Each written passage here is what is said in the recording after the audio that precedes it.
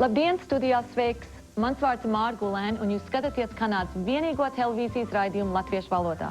Šodien mūsu reportieri jums stāstīs par vietu ar ģeniālu nosaukumu un par ģeniālu ideju jaunai vietai. Turpinājumā sekos saruna ar latviešu teicamnieci, kur ir viena no nedaudziem Kanādas Rhodes Scholars.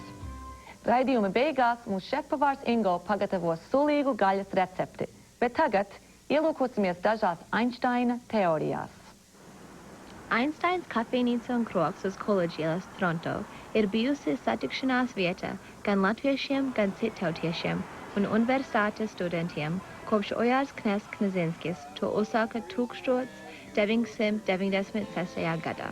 Einsteinu mēs iesākām 7 gadus atpakaļ, un tāpēc, ka Einsteins ir šeit uz College ielas, tepat tās pār no universitātes, mums vajadzēja vārdu, kas studentiem interesētu un kas arī pastāst visiem, ka šitais ir krodziņš.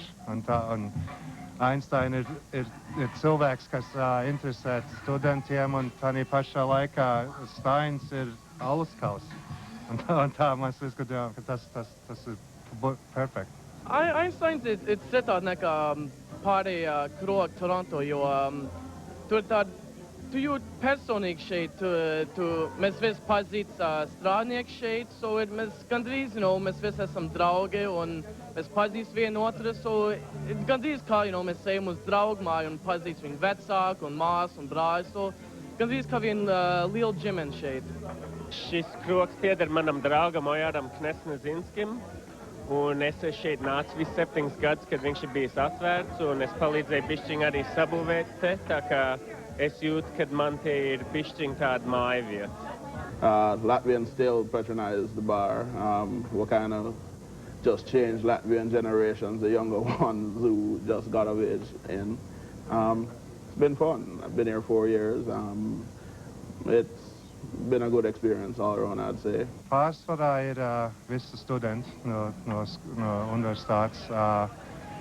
Viena trešdaļa ir arī vietējie, kas tepat tās dzīvo, un šis ir vietējais krodziņš tiem cilvēkiem.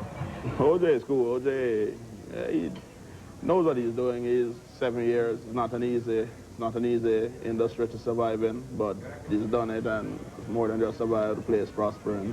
Es ieteiktu visiem latviešiem nākt uz Einsteins restorānu krogu tamdēļ, kad šis ir gandrīz viens autentisks latviešu krogs tādā ziņā, ka piekdienas, sestdienas vakaros te vienmēr sanāk daudz latviešu, un te ir ļoti jauki satikties ar visiem draugiem un iepazīties ar jauniem latviešiem arī.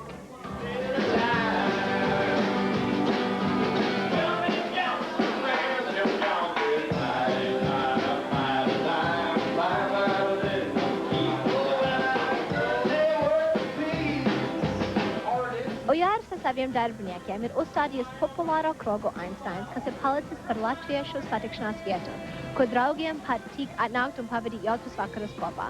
Mēs viņiem novēlam daudz laimes 7. dzimšanas dienā un ceram, ka labi laiki turpinājas nākotnē.